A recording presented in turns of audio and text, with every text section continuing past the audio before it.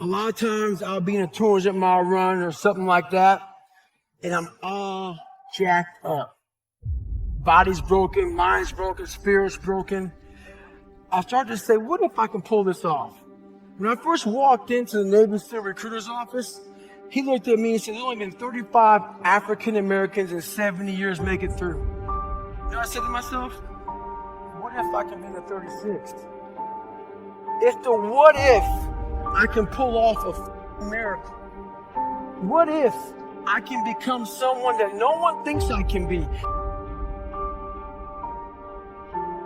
When I was in the military, I went to this school. It was all about projects. They give you a wheelbarrow with 5 people, but the wheelbarrow had no wheel.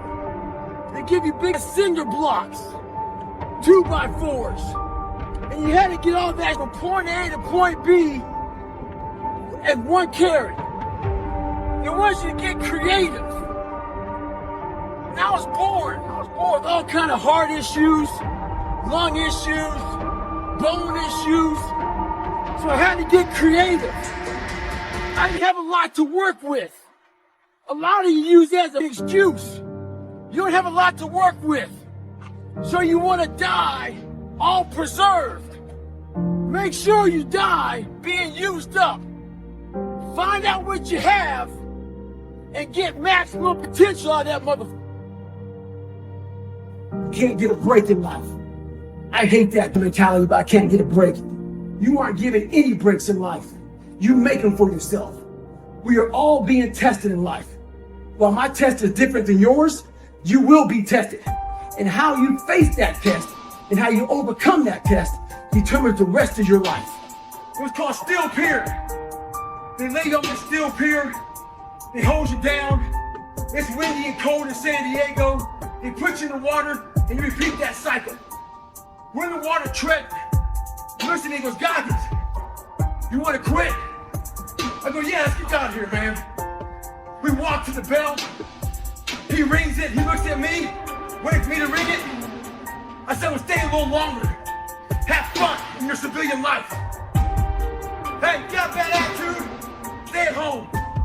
One thing more to take us to the good attitude is a bad one. The one mentality that you must have in life is that regardless of what's in front of you, you still must grind. I'll never be in the Olympics. I'll never be a professional athlete, but still I grind. I fail at most things I do, but still I grind. I don't want to have to do, but still I grind. And that one day, you see me down a dark alley, run at 1 o'clock in the morning, know one thing. I was grinding. You got some shoes, you can go walk.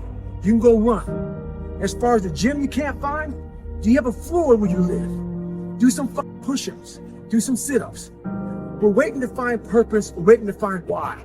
We're waiting to find all this shit before we start. The thing about it is this. Start now. So when you find your purpose, and you find your why, you can get after it.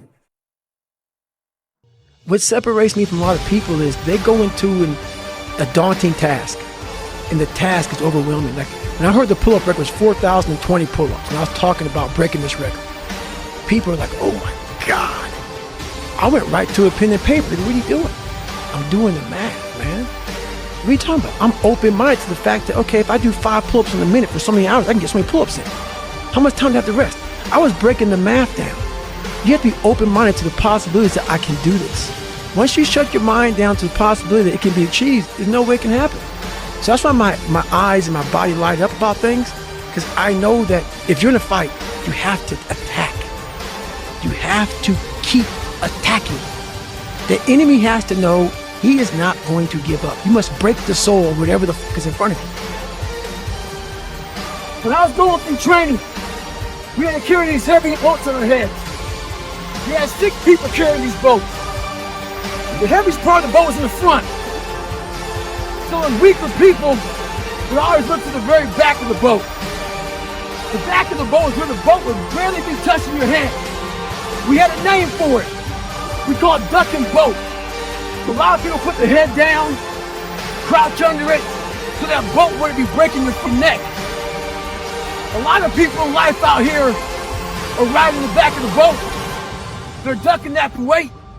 They're part of a team, but you're the weakest person in that team, and everybody knows you're ducking the boat. You don't want that boat to touch your head. You don't want to hurt your neck, but you want to be part of the team, but you don't want to do any work. In life, it's important to not always draft. Sometimes you gotta lead and block the fucking wind.